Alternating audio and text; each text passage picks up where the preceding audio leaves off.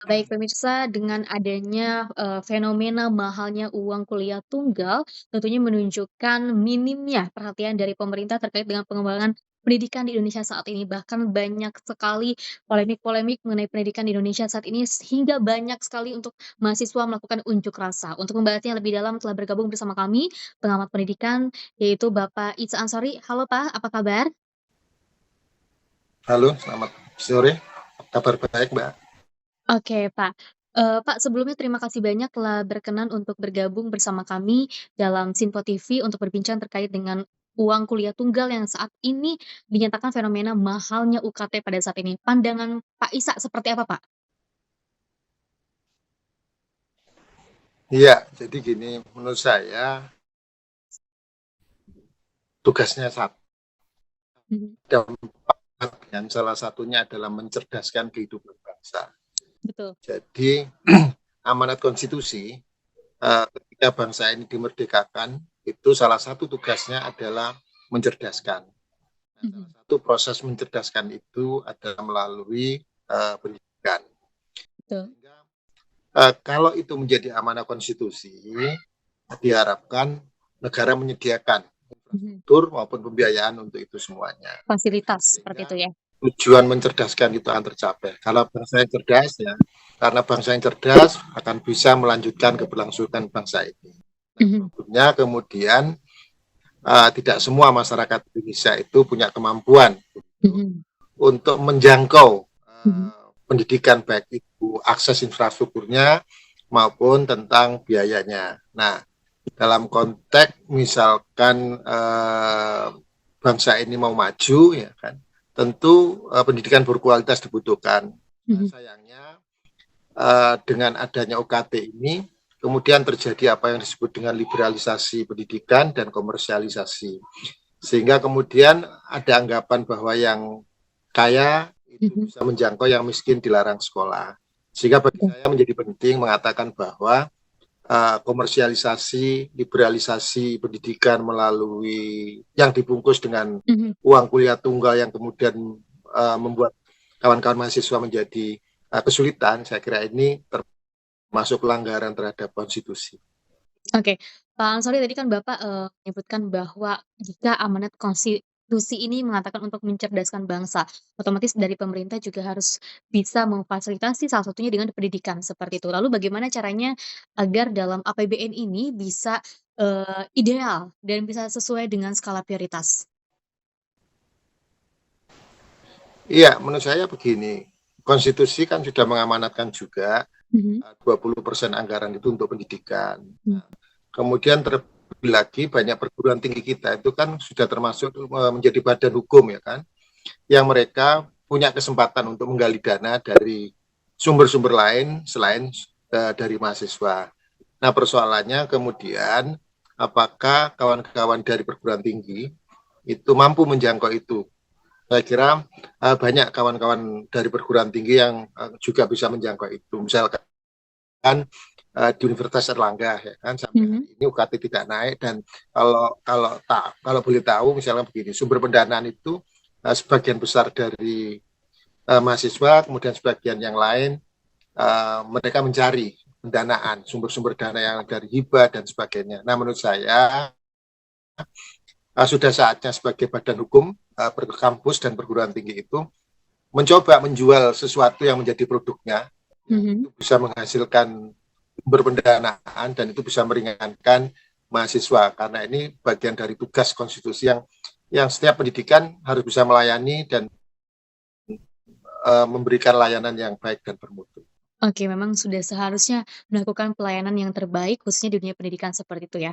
Pak, terkait dengan pemaparan dari Prabowo Subianto pada saat wawancara eksklusif, di salah satu bertajuk, Prabowo untuk Rakyat seperti itu ya, mengatakan bahwa sudah seharusnya ketika, khususnya universitas pendidikan tinggi, apabila dibangun oleh uang pemerintah, itu sudah seharusnya digratiskan atau harus diminimkan, diringankan seperti itu. Menurut pandangan Pak Isa Ansor ini apakah setuju dengan pemaparannya beliau atau seperti apa? Iya, memang sudah seharusnya bagian dari amanah konstitusi kan, karena Mhm, punya tugas mencerdaskan. Nah, Oke. ketika tugas itu dijalankan, ada persoalan di masyarakatnya. Nah, negara harus hadir dalam konteks tujuan mencerdaskan itu tercapai. Apa yang harus dilakukan oleh negara? Mengeluarkan biaya untuk itu. Setidaknya kalau tidak bisa menggratiskan maka meringankan. Sehingga Betul. setiap orang yang kemudian ditasbihkan menjadi rakyat Indonesia, bangsa Indonesia, bisa menjangkau semua pendidikan yang dikategorikan berkualitas dan bermutu itu. Sehingga kalau ada anggapan kemarin dari Kemendikbud Mhm. bahwa pendidikan tinggi itu adalah kebutuhan tersier, saya kira itu juga menyalahi amanah konstitusi. Karena apa? Pendidikan itu kan sebetulnya long life education, jangka panjang, tidak dibatasi oleh umur dan seterusnya. Nah, Betul. satu bentuk bentuk layanan pendidikan itu adalah Mhm. pendidikan tinggi. Negara punya kewajiban untuk hadir di sana Mhm. melayani mereka yang punya kesulitan menjangkau pendidikan tinggi itu, sementara mereka punya niat untuk meningkatkan kualitasnya. Oke, Pak, terkait dengan hal itu apakah keputusan dari Kemendikbud ini sudah dikatakan ideal atau seperti apa, Pak?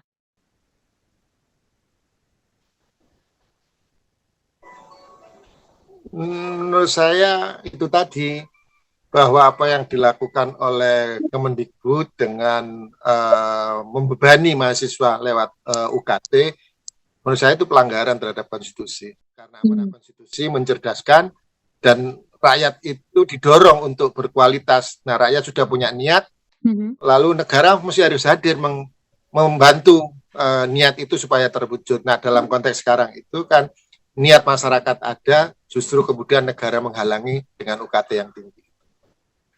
Oke, Pak, lalu langkah apa sih, Pak, yang seharusnya dilakukan pemerintah dalam, pemerataan pendidikan ini gitu, Pak, ya kan kita lihat masih banyak sekali polemik dan juga pertanyaan, apa kira-kira yang menjadi akhirnya uang UKT ini harus dinaikkan, seperti itu. Padahal mungkin untuk universitas negeri khususnya itu kan dibangun oleh, uang pemerintah, seperti itu. Sudah masuk dalam anggaran APBN. Iya, menurut saya begini, filosofi pendidikan kita yang mesti harus dirubah. Mhm. Filosofi pendidikan kita itu kan base-nya bukan kemanusiaan, ya kan, bukan Betul, kebutuhan, kebutuhan. tetapi lebih banyak untuk memenuhi kebutuhan industri, ya kan.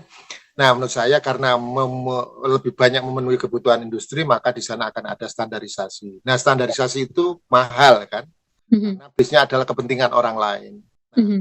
lalu kampus mencoba memenuhi itu. Mhm.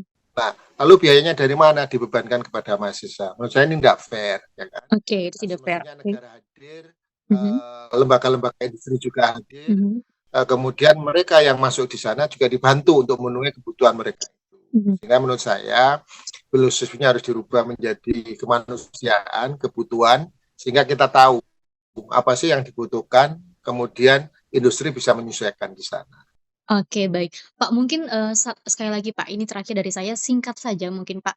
Apa pesan Bapak untuk pemerintah atau untuk, khususnya adalah universitas-universitas yang ada di Indonesia saat ini yang bagaimana langkah ke depannya? Harapannya seperti apa, Pak? Iya, menurut saya pendidikan itu memang mahal, ya kan? Mhm. Tapi pendidikan itu kan hak konstitusi setiap warga Betul. negara. Sehingga menurut saya di balik mahalnya harga pendidikan, lalu ada keterbatasan yang menjadi hak Mhm. konstitusi warga negara, maka kemudian dirumuskan Mhm. sejatinya seperti apa sih Mhm. pendidikan itu, dan Oke. kemudian berapa untuk mencapai ke sana. Nah, tentu jika ada keterbatasan dari anggaran pemerintah, maka Mhm. diupayakan negara mencari sumber lain. Oke. Apalagi kemudian banyak perguruan tinggi kita kan termasuk badan hukum kan, sehingga Mhm. ada upaya mereka, ada keabsahan ya, Mhm. dari perguruan-perguruan tinggi itu untuk mencari sumber-sumber yang lain. Riset mereka bisa dijual, Mhm. lalu mereka bisa mencari apa sumber-sumber lain seperti hibah atau kerjasama dan sebagainya. Nah, menurut saya itu yang kita dorong. Dengan mendorong itu, kemudian akan lebih banyak lagi orang-orang yang terlibat dalam proses pendidikan, dan tentu uh, semakin banyaknya sumber-sumber dana yang terlibat Mhm. tentu akan Mhm. meringankan kawan-kawan mahasiswa, dan begitu akses pendidikan akan menjadi merata dan bisa dijangkau oleh semua. Oke, baik. Terima kasih banyak Pak Isa Ansori selaku pengamat pendidikan Indonesia saat ini, dan memang betul sekali khususnya kita semua ini memang harus fokus kepada bagaimana cara kita untuk mencerdaskan bangsa, khususnya memfasilitasi dengan pendidikan seperti itu ya. Apalagi dengan banyaknya, mahasiswa atau calon mahasiswa yang sudah lulus di perguruan tinggi negeri, mungkin sudah seharusnya untuk diringankan atau bahkan digratiskan seperti itu. Pak Isa, terima kasih banyak Pak atas waktunya Pak. Terima kasih, semoga sehat selalu. Sama-sama. Sehat-sehat.